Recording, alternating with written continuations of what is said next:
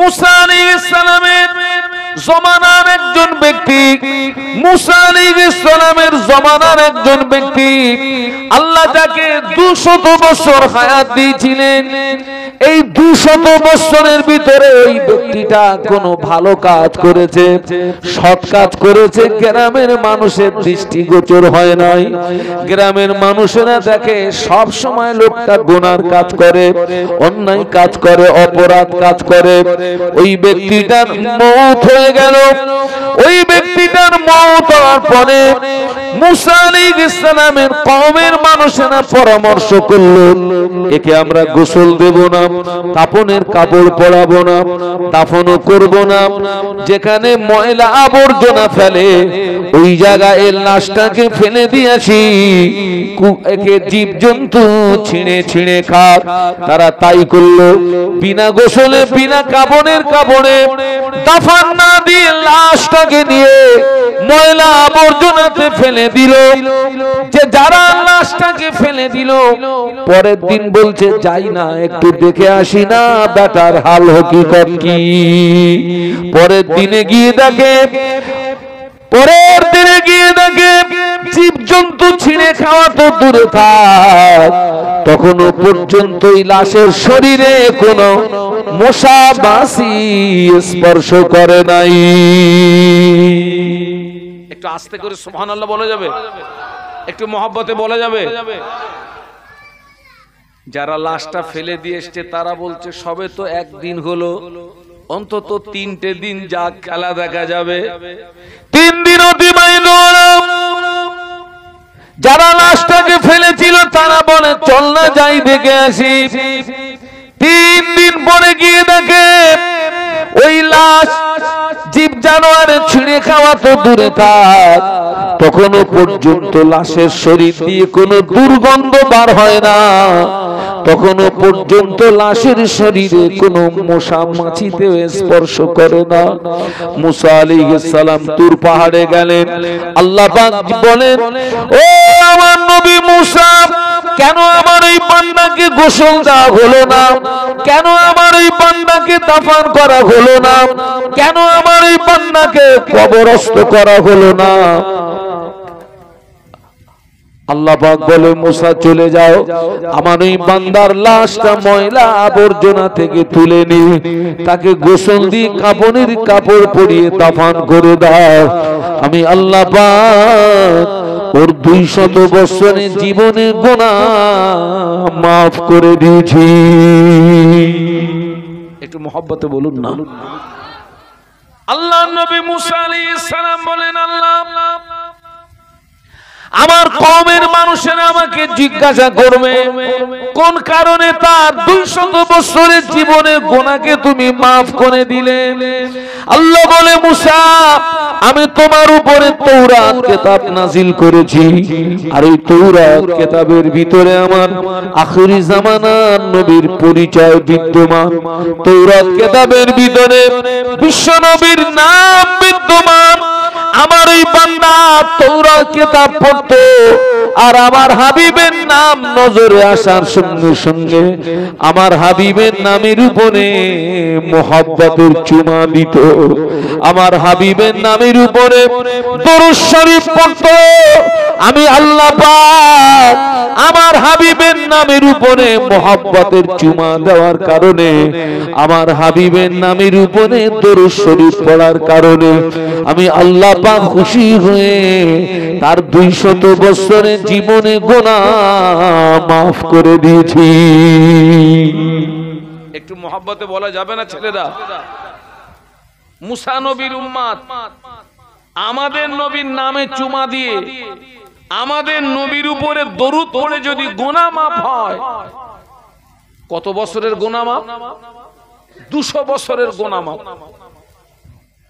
আমরা সেই নবীর উম্মত, আর আমরা সেই নবীর সিরাতুন নবী মাহফিলে আমরা এসেছি।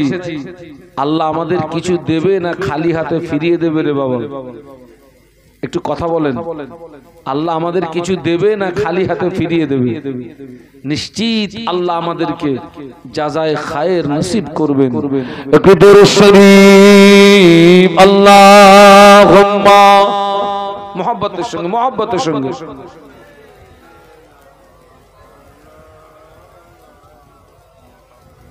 এতগুলো এই ছেলেরা জওয়ান যুবকের চিচি করতেছিস কেন রে? হ্যাঁ, জোরে জোরে আল্লাহুম্মা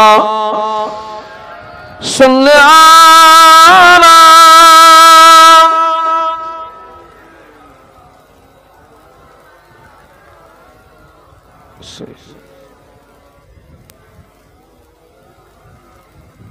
पैगंबरों का रोजा दिखा दे खुदाया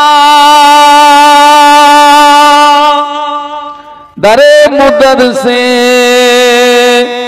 मिला दे खुदाया शराबे मोहब्बत पिला दे खुदाया पैगंबरों का रोजा दिखा दे खुदाया अल्लाहुम्मा पढ़ो बाबा।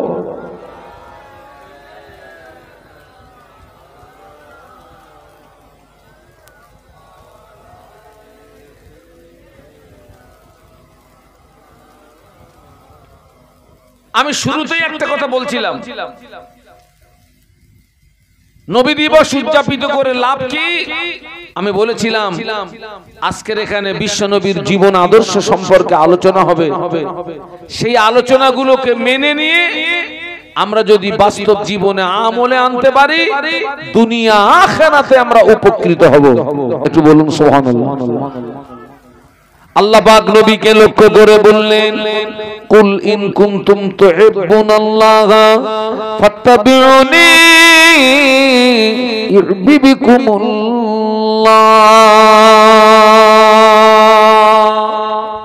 একটু বলুন আল্লাহু আকবার। এই ছেলেরা আওয়াজ দিয়ে বলো না আল্লাহু আকবার। আল্লাহু আকবার বাংলা মানে কি? এই মিডিয়া তুমি বলো না আল্লাহু আকবার বাংলা মানে কি? আল্লাহ সব থেকে বড়, আল্লাহ মহান।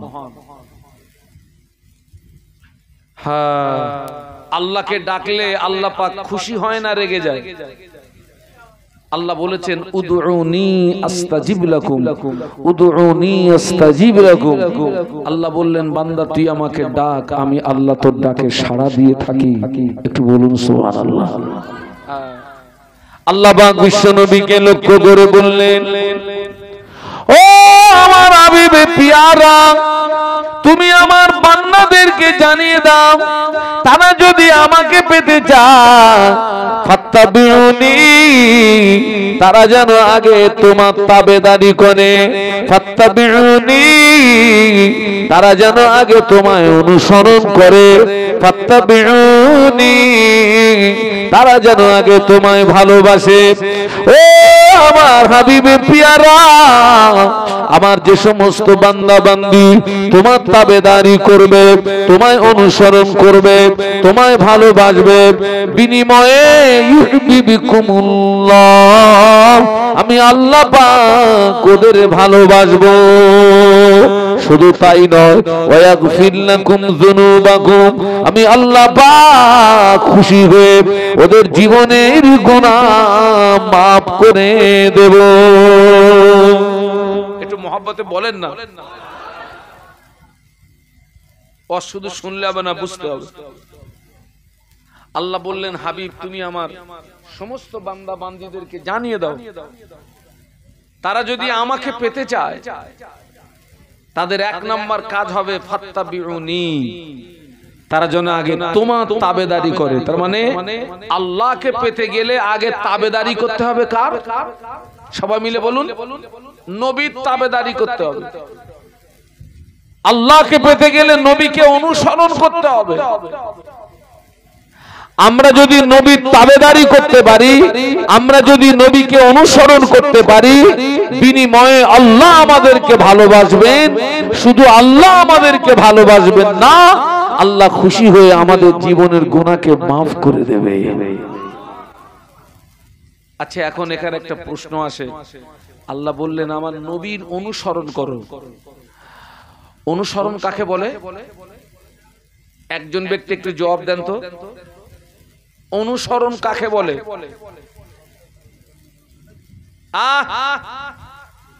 এই খোকা, অনুসরণ কাকে বলে?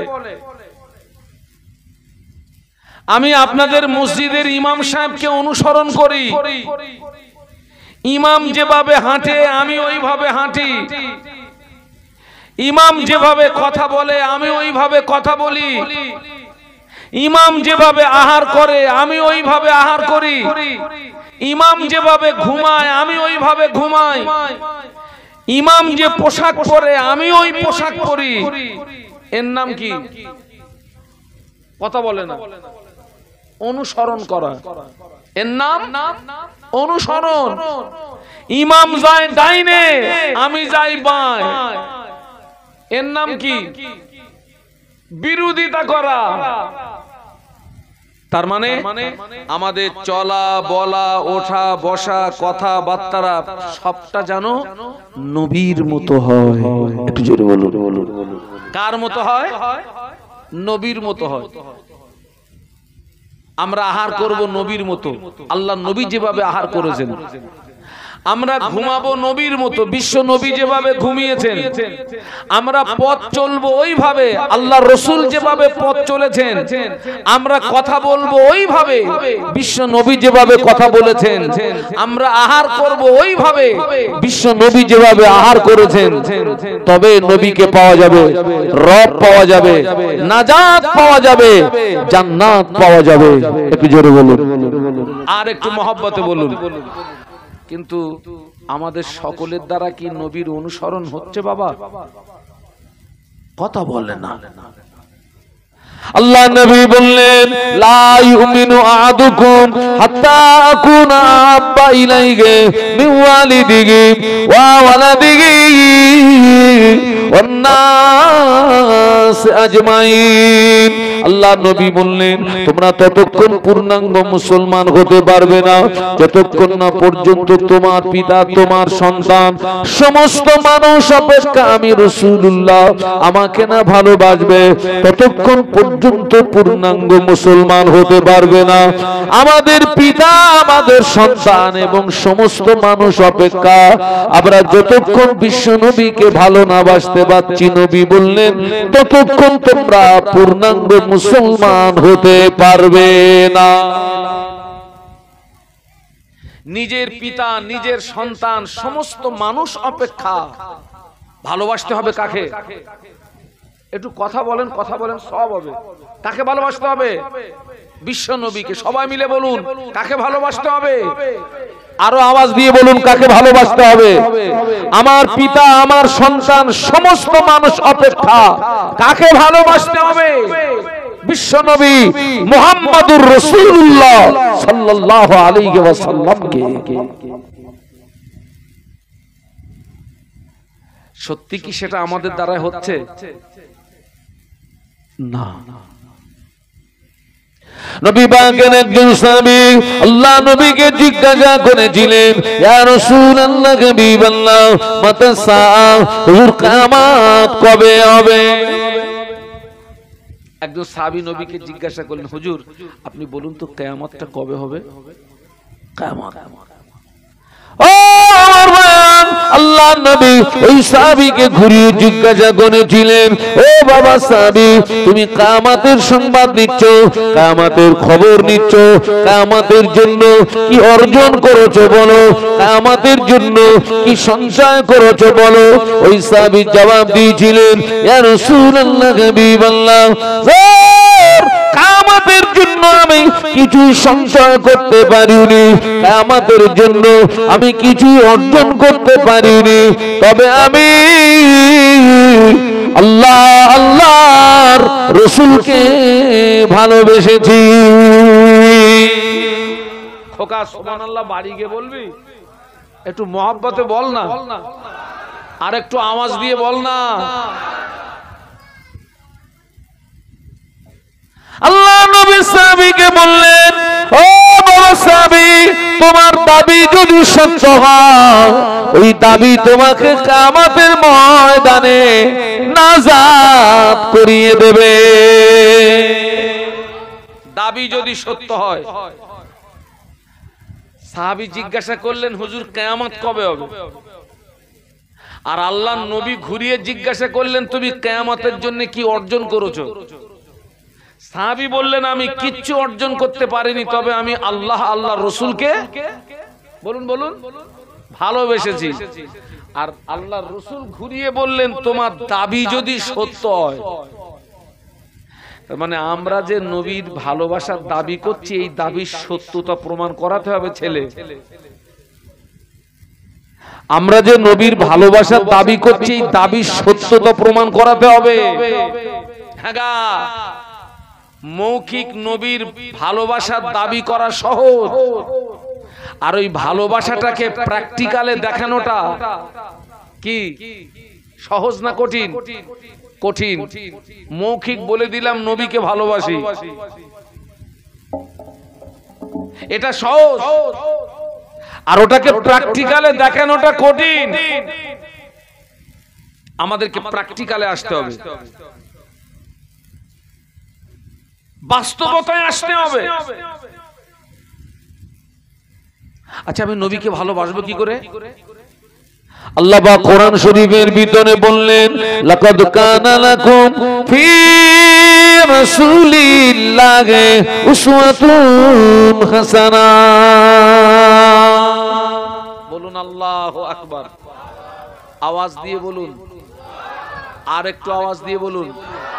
আল্লাহ বললেন, আমি আমার হাবিব নবী মুহাম্মদ সাল্লাল্লাহু আলাইহি ওয়াসাল্লামকে তোমাদের কাছে উত্তম আদর্শের নমুনা করে পাঠিয়েছি। বলুন সুবহানাল্লাহ।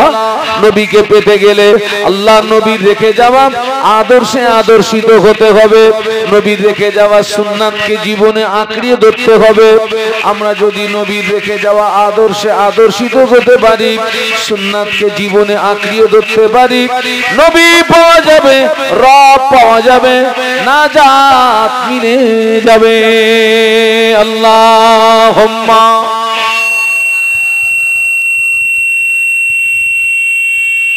মনে হচ্ছে ভোল্টেজ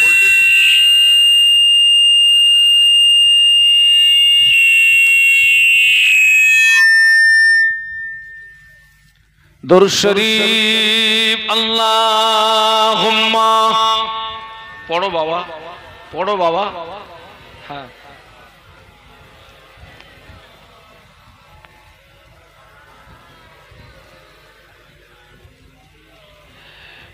আলহামদুলিল্লাহ। বৃষ্টি বন্ধ হয়ে গেছে তো নাকি? সাউন্ডটা পাল্টিয়ে গেছে। দরুদ শরীফ। আল্লাহুম্মা।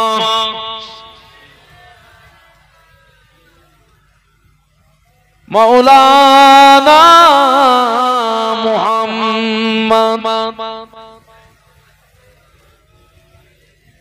ওই তো চেয়ার নিয়ে এসছে, চেয়ার সব বসো বসো। একটু কলেমার জিকির, লা ইলাহা ইল্লাল্লাহ। মোহাব্বতে মোহাব্বতে। লা ইলাহা ইল্লাল্লাহ। আল্লাহুম্মা সাল্লি আলা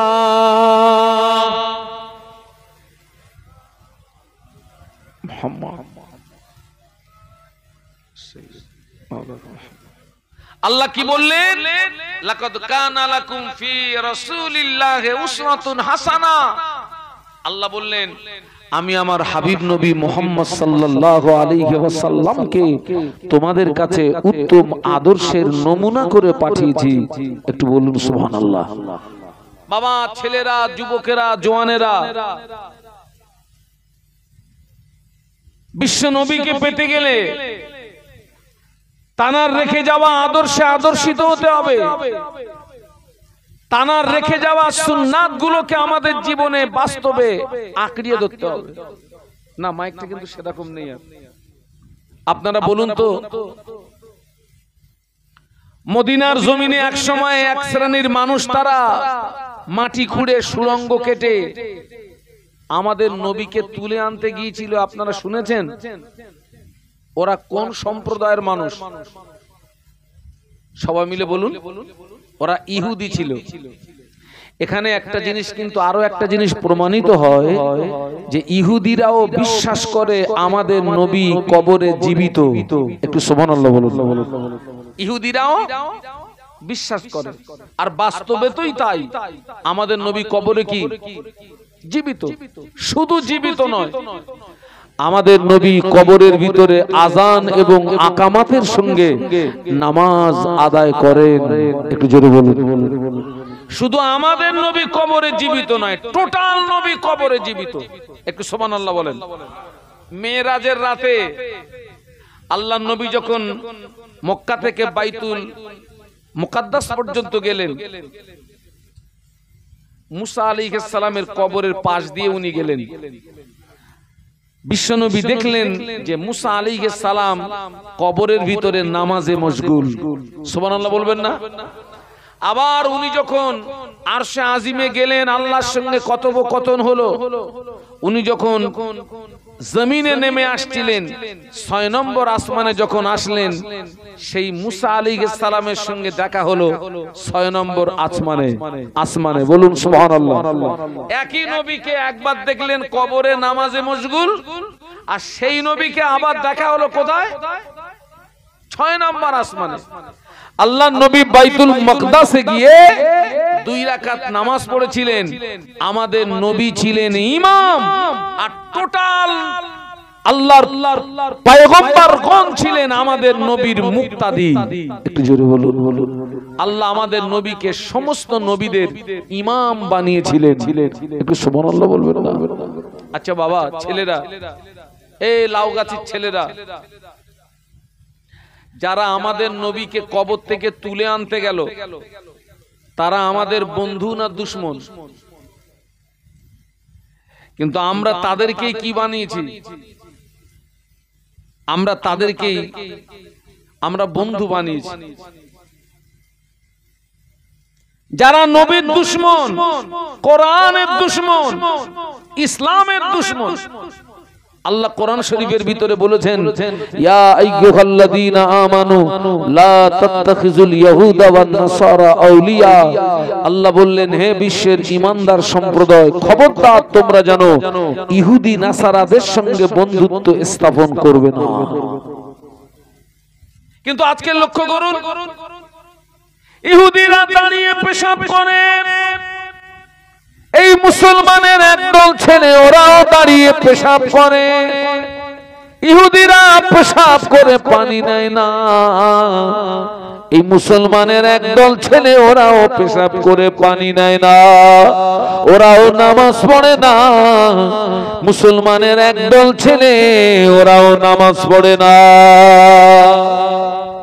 ঠিক বলেছি না ভুল বলেছি?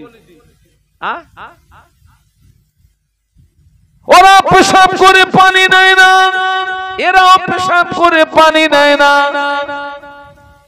ওরাও দাঁড়িয়ে দাঁড়িয়ে পেশাব করে, এরাও দাঁড়িয়ে দাঁড়িয়ে পেশাব করে। ওরাও নামাজ পড়ে না, এরাও নামাজ পড়ে না। আবার দাবি করছে আমরা নবীকে ভালোবাসি। ঠিক হচ্ছে না ভুল হচ্ছে?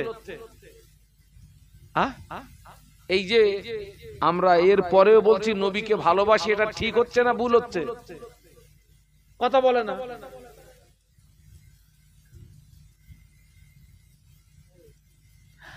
আমার মন চেয়েছে একটু রসগোল্লা খাবো, কাছে পয়সা নেই, তো আমার কাছে কলম আছে আর কাগজ আছে। আমি চট করে কাগজ বার করেছি আর কলম বার করেছি।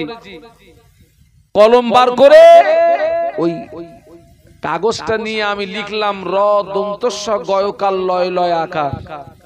কি হলো ওটা? রসগোল্লা। কাগজে লিখে কাগজ চাটতেছি। খোকা, রসগোল্লার টেস্ট পাওয়া যাবে? এই লাউগাছির ছেলে, এই রসগোল্লার টেস্ট পাওয়া যাবে? আজকে লক্ষ্য করুন তো আমার সমাজে মুসলমানের ছেলের ভিতরে দাঁড়িয়ে পেশাব করা মানুষ এখনো আছে না নেই? পেশাব করে পানি নেয় না এরা মান আছে না নেই? পেশাব করে পানি নেয় না। জানেন কবরের আযাব সবচেয়ে বেশি হয় পেশাব থেকে না বাঁচার কারণে। তাই অনেক সাহাবীরা কাঠি নিয়ে ঘুরতেন। কাঠি, পেশাব লাগলে কাঠি দিয়ে জমিনটা খুঁড়ে নিতেন, খুঁড়ে নিয়ে সেখানে পেশাব করতেন। কারণ সমতল জায়গাতে পেশাব করলে ওই পেশাব গায়ে লাগার ভয় থাকে, আর যেখানে একটু খোঁড়া আছে এরকম জায়গাতে পেশাব করলে পেশাব গায়ে লাগার ভয় কথা বলেন থাকে না। আর অনেক সাহাবীরা বোতল নিয়ে ঘুরতেন, বোতল, পেশাব লাগলে বোতলের ভিতরে পেশাব করতেন যাতে পেশাবের ছিটে গায়ে না লাগে। একটু সুবহানাল্লাহ বলা যাবে? দাঁড়িয়ে দাঁড়িয়ে পেশাব করলে কিছু পেশাব লাগে পা, কিছু পেশাব লাগে গায়ে, কিছু পেশাব লাগে হাতে। অনেক সময় দেখা যায় জন্তু নিজের পেশাব নিজে খায়। অনেক মহিলারাও আছে পেশাব করে পানি নেয় না। ওরা যদি বিনা তওবায় মারা যায় ওদের কবরের আযাব মাপ হবে না। খবরদার ছেলেরা, ইস্তেঞ্জা করে পানি নিবি, যদি পানি না থাকে কি করবি? পানি না থাকে জমিনে ঘষবি, কুলুপ করবি। হজে যাচ্ছি, হজে হাজী সাহেব এয়ারপোর্টে দাঁড়িয়ে দাঁড়িয়ে পেশাব করতে। আরে এয়ারপোর্টে, দমদম এয়ারপোর্টে, আমি ও আল্লাহ এ কি হজ? হাজী সাহেব হজে যাচ্ছে, দাঁড়িয়ে দাঁড়িয়ে পেশাব করতেছে। হায় হায় হায়, আল্লাহ হেদায়েত দেন, বলুন আল্লাহুম্মা আমিন, বলুন আল্লাহুম্মা আমিন। খবরদার ছেলেরা, লাউগাছির ছেলেরা, আমি হয়তো লাউগাছিতে বহুত দিন পরে এসেছি, তবে একটা কথা মনে রাখবে, তোমরা কিন্তু আমার অন্তর থেকে দূরে সরে যাওনি। লাউগাছির দুসরা অক্ষরণের মাহফিল আলহামদুলিল্লাহ আমি অদন্ত কয়েকবার এসেছি আমার জীবনে। আল্লাহ হায়াতে রাখলে এবছর আমার দাওয়াত আছে, আসবো ইনশাআল্লাহ। আমি লাউগাছির ছেলেদের ভালোবাসি, প্রত্যেককে বলে যাচ্ছি ইস্তেঞ্জা করবে, পানি নেবে, পানি না পেলে মাটি দিয়ে কুলুপ করবে। মায়েদের বলে যাচ্ছি ইস্তেঞ্জা করে পানি নেবে, খবরদার খবরদার। আর একটা কথা বলে যাচ্ছি, 40 দিন অন্তর দুটো জায়গার লোম সাফ করবি বাবা। একটা হচ্ছে নাভির নিচের লোম, আর একটা হচ্ছে বগলের লোম। 40 দিন অন্তর যদি সাফ না করো, তোমার নামাজ, তোমার দোয়া, তোমার ইবাদত আল্লাহর দরবারে কবুল হবে না, কবুল হবে না। হ্যাঁ, অনেকের বগল দেখেছি 1 বিঘে লম্বা, পুরো ছাতা ধরে গেছে। আমার চিন্তা হয় বেটা শোরুমের অবস্থা যদি এই হয়, ওর গোডাউনের অবস্থা কি? হাসতেছেন, বাস্তব বলছি না অবাস্তব বলছি? 40 দিন অন্তর দুটো জায়গার লোম সাফ করবি, নাভির নিচের লোম আর বগলের লোম।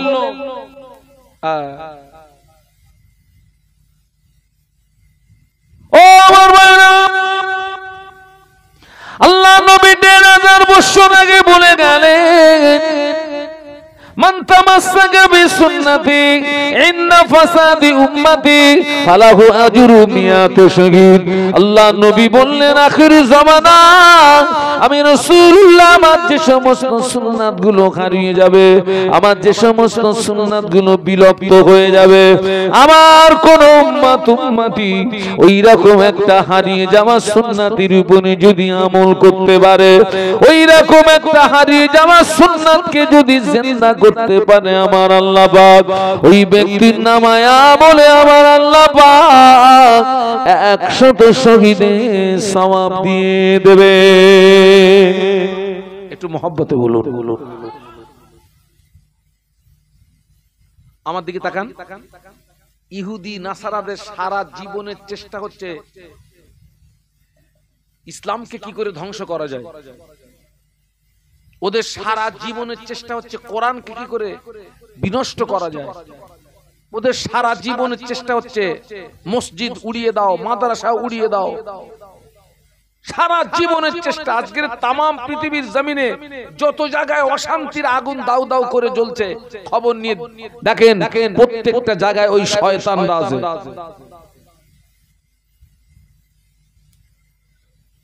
এরাই আমাদের নবীর লাশ তুলে আনতে গিয়েছিল।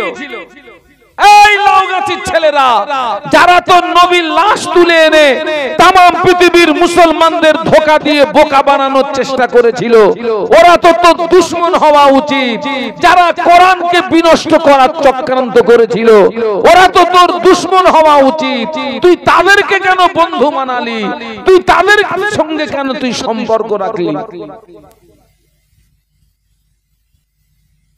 ওরা যখন নবীকে আনতে পারলো না, তুলতে পারলো না, আর 1 সপ্তাহ কাজ বাকি ছিল, আর 1 সপ্তাহ মাটি খুঁড়তে পারলে ওরা নবী পর্যন্ত পৌঁছে যেত। কিন্তু আল্লাহ আমাদের নবীকে হেফাজত করলেন।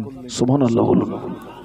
পরেই ওরা নেক্সট পদক্ষেপ নিল, কোরআনকে কি করে বিনষ্ট করা যায়, কোরআনকে কি করে ধ্বংস করা যায়। কিন্তু ওরা সিদ্ধান্তে একমতে আসলো কোনোভাবেই কোরআন বিনষ্ট করা যাবে না। এত সুন্দর একটা কথা শুনলে তাও সুবহানাল্লাহ বললেন না? ওরাই ওই ইহুদিরা, ওরা সিদ্ধান্তে একমতে আসলো কোরআনকে বিনষ্ট করা যাবে না। একটু জোরে বলুন না, একটু মহব্বতে বলুন না, কেন যাবে না? তামাম পৃথিবীর জমিনে যত কোরআন শরীফ,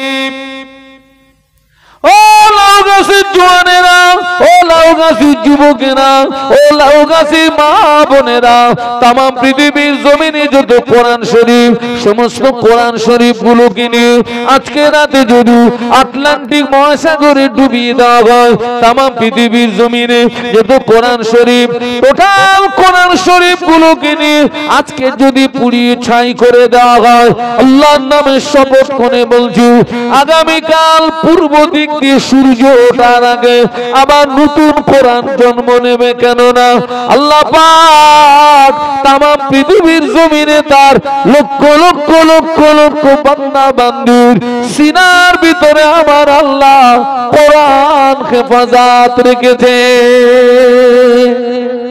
একটু মহব্বতে বলেন না, আর একটু জোরে বলেন না। তাকবীর দেন না? নারায়ে তাকবীর। জোরে বলুন নারায়ে তাকবীর। ও লাউগাছির জওয়ানেরা, ও লাউগাছির যুবকেরা, ও লাউগাছির মা বোনেরা, একটা হাফেজে কোরআন 10 বছরের হাফেজে কোরআন ছেলে 12 বছরের হাফেজে কোরআনকে এখানে দাঁড় করিয়ে দেবেন, 6 থেকে 8 ঘন্টা সময় দেবেন। ওই ছেলেটা এক জায়গায় দাঁড়িয়ে দাঁড়িয়ে সূরা ফাতিহা থেকে মিনাল জিন্নাতি ওয়ান নাস আল্লাহর 30 পারা কোরআনটা এক জায়গায় দাঁড়িয়ে দাঁড়িয়ে দাঁড়িয়ে দাঁড়িয়ে তেলাওয়াত করে দেবে।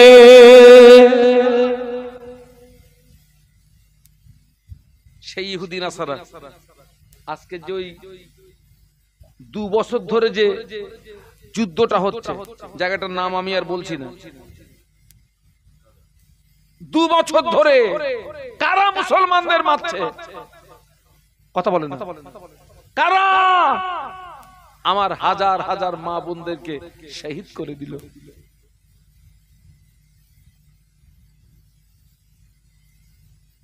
কাসসাম ব্রিগেডের আপনার মুখপাত্র আবু উবায়দা, তাকেও শহীদ করে দিয়েছে। আল্লাহ পাক যেন তাকে জান্নাতের সুউচ্চ মাকাম নসিব করেন। বলুন আমিন, বলুন আমিন। ওর যেন হারিয়ে ফেলবেন না।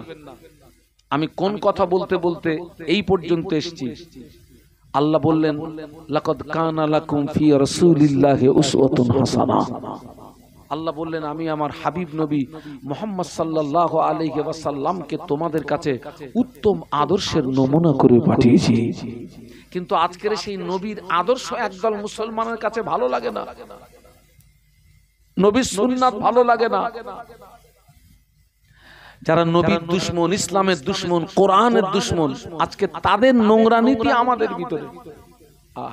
অথচ রাসূল বললেন আখিরি জামানা আমি রাসূলুল্লাহ, আমার যে সমস্ত সুন্নাত গুলো হারিয়ে যাবে, আখিরি জামানা আমি রাসূলুল্লাহ, আমার যে সমস্ত সুন্নাত গুলো বিলুপ্ত হয়ে যাবে, আমার কোন উম্মতি ওই রকম একটা হারিয়ে যাওয়া সুন্নাতের উপরে যদি আমল করতে পারে, আমার কোন উম্মতি ওই রকম একটা হারিয়ে যাওয়া সুন্নাতকে যদি জিন্দা করতে পারে, আল্লাহ পাক ওই ব্যক্তির নামায় আমলে আমার আল্লাহ 100 শহীদের সওয়াব দিয়ে দেবে।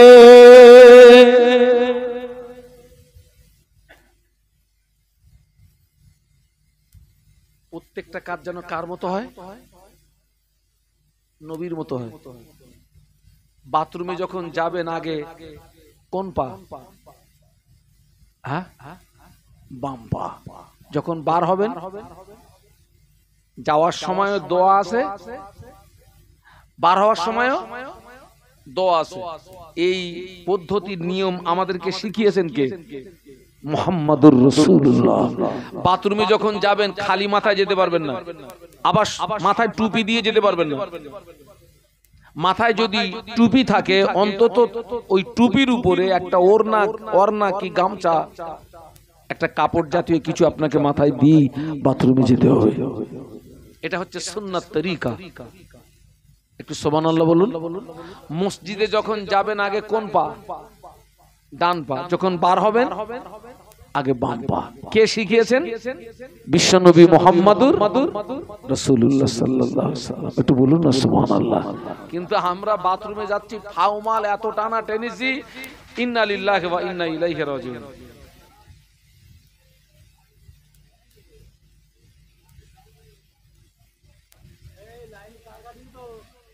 এই খোকা লাইনের তারটা দেখবে,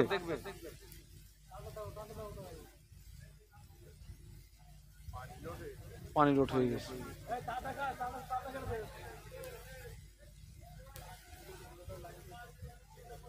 এই সবাই ওখানে যাবেন না, সবাই বসুন, এক দুজন ওখানে কাজ করুন, সাবধানে কাজ করেন। একটু কলেমার জিকির লা ইলাহা ইল্লাল্লাহ। জবান খুলে, জবান খুলে।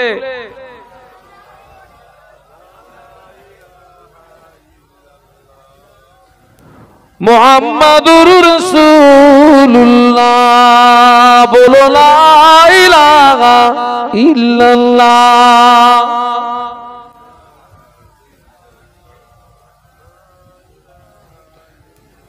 মুহাম্মাদুর রাসূলুল্লাহ, আল্লাহুম্মা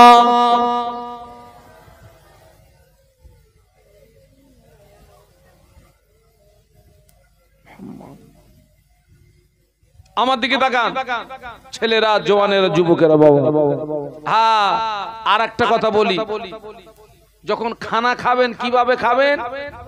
খানা খাওয়াটাও যেন কার মতো হয়? নবীর মতো হয়। হ্যাঁ, মাথায় টুপি দিয়ে খানা খাবেন। এই ছেলেরা আমার দিকে তাকাও, মাথায় টুপি দিয়ে খানা খাবেন, সুন্নাত তরিকায় বসে খানা খাবেন, সুন্নাত তরিকায় বসবেন। খাওয়ার শুরুতে দোয়া পড়বেন, মাঝে মাঝে দোয়া পড়বেন, খাওয়ার শেষে দোয়া পড়বেন, আর খাওয়ার শেষে পেয়ালাটাকে চেটে পুছে পরিষ্কার করে খাবেন। কে শিখিয়েছেন? বলুন বলুন। বিশ্ব নবী আমাদেরকে শিখিয়েছেন, বলুন সুবহানাল্লাহ। আর এক কথায় আমার প্রত্যেকটা কাজ, রাস্তা দিয়ে যখন হাঁটবো মাথাটা নিচু করে, দৃষ্টি থাকবে নিম্নগামী, আমার দৃষ্টি থাকবে নিচের দিকে। ও আমার ভাইরা, আল্লাহ নবী বললেন আখির জামানা আমি রাসূলুল্লাহ আমার যে সমস্ত সুন্নাত গুলো হারিয়ে যাবে, যে সমস্ত সুন্নাত গুলো বিলুপ্ত হয়ে যাবে, আমার কোন উম্মতি ওই রকম একটা হারিয়ে যাওয়া সুন্নাতের উপরে যদি আমল করতে পারে, ওই রকম একটা হারিয়ে যাওয়া সুন্নাতকে যদি জিন্দা করতে পারে, আল্লাহ পাক ওই ব্যক্তির নামায় আমলে 100 শহীদের সওয়াব দিয়ে দেবে। 100 শহীদের সওয়াব মানে কি জানেন? 100 শহীদের সওয়াব মানে আল্লাহ নবী একদিন সাহাবীদের ডাকলেন, ও আমার সাহাবীরা, আমি আল্লাহ নবী তোমাদের জানিয়ে দিলাম, যুদ্ধের দামামা যখন বেজে উঠবে, যুদ্ধের ঘন্টা যখন বেজে উঠবে, যে অবস্থায় থাকো না কেন, যুদ্ধে ময়দানে চলে আসবে। ও আমার সাহাবীরা, যুদ্ধের দামামা যখন বেজে উঠবে, যুদ্ধের ঘন্টা যখন বেজে উঠবে, যে অবস্থায় থাকো না কেন, যুদ্ধে ময়দানে চলে আসবে। হযরত হানজালা রাদিয়াল্লাহু আনহু হুজুর নতুন বিবাহ করেছেন, হুজুরের বাসর সজ্জার রাত, ফুল সজ্জার রাত, নতুন বিবিকে নিয়ে গণের ভিতরে খোঁজ গল্পতে মশগুল, আনন্দতে মশগুল। এমত অবস্থায় যুদ্ধের দামামা বেজে উঠেছে। হানজালা রাদিয়াল্লাহু আনহু বিবিকে বলে, বিবি, এটা তোমার সঙ্গে জীবনে প্রথম দেখা, এটাই হয়তো জীবনের আখিরি দেখা। বিবি বিদায় দাও, আখিরি বিদায়, শেষ বিদায়। হুজুরের স্ত্রী বললেন, প্রাণের স্বামী, জান জান, আল্লাহ নবী আপনায় ডেকেছেন, আমার অধিকার নেই বাধা দেওয়ার। হানজালা রাদিয়াল্লাহু আনহু বাসর ঘর ফেলে দি, নতুন বিবিকে ফেলে দি, দ্বীন ইসলামকে প্রতিষ্ঠিত করার জন্য যুদ্ধে ময়দানে নেমে পড়লেন।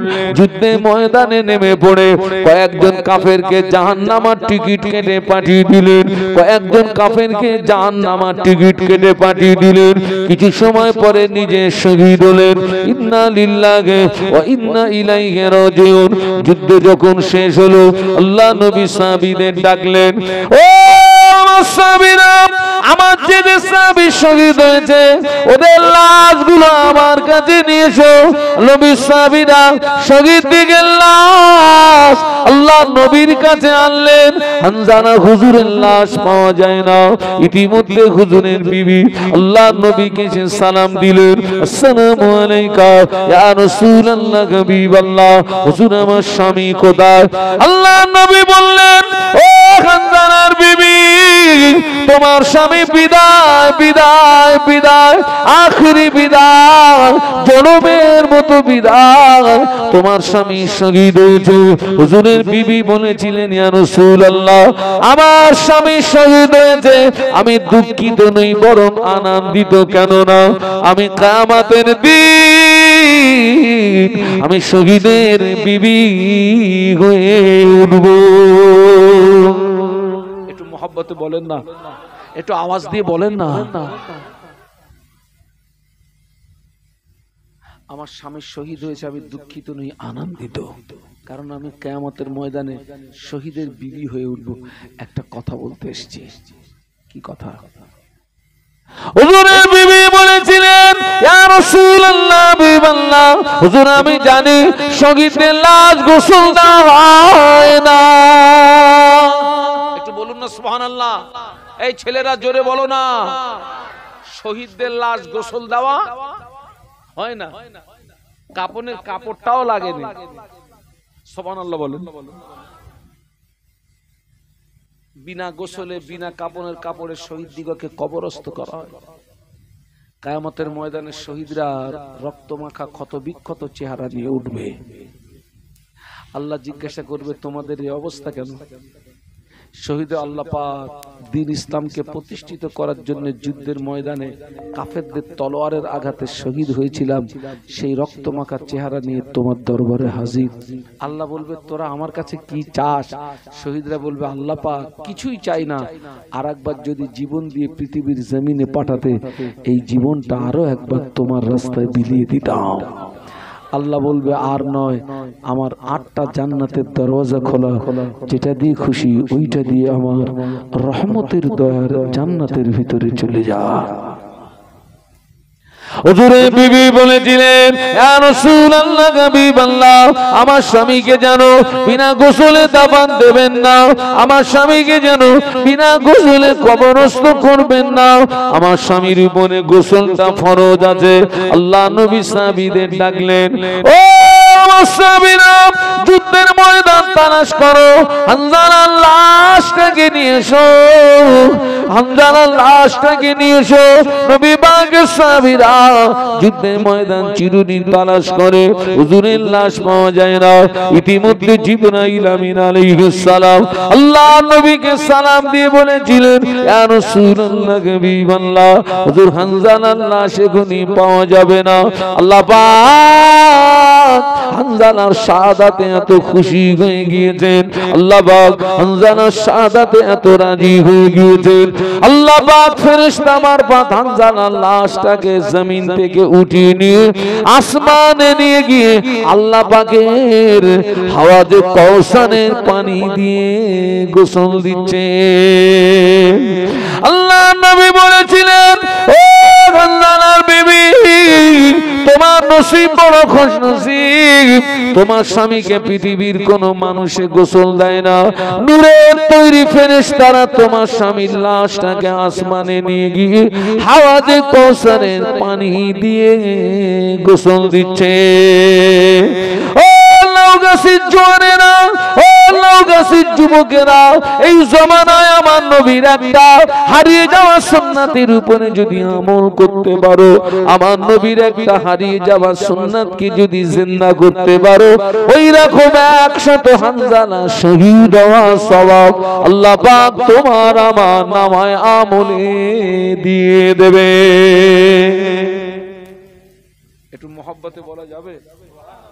একটু জোরে বলো না। আজকের আমাদের ছেলেরা চুল কাটতেছে কাদের মতো?